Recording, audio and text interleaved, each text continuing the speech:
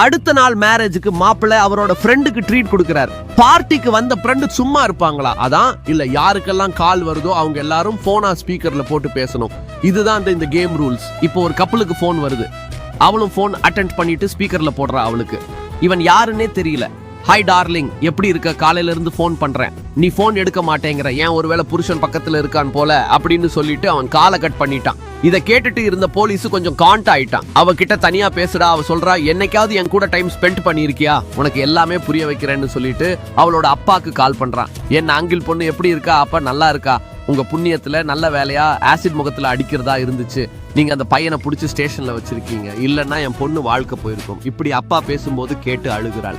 இதுக்காக தான் அவர் நம்ம கூட டைம் ஸ்பெண்ட் பண்ணலாம்னு அவளுக்கு புரிய வருது. ரெண்டு பேரும் ஒன்னு சேர்ந்துட்டாங்க. இப்ப அடுத்த கப்பல்ல சாஃப்ட்வேர்ல ஒர்க் பண்றேன்னு பொய்யா சொல்லியிருப்பான்.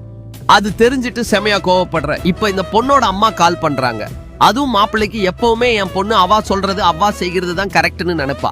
அதனால நீங்க பண்ற கஷ்டம் அவளுக்கு கண்டிப்பா தெரியாது. அவங்களோட பொண்ணை பத்தி அவங்க பொண்ணு கிட்ட பேசுறதுக்கே பயப்படுறாங்க.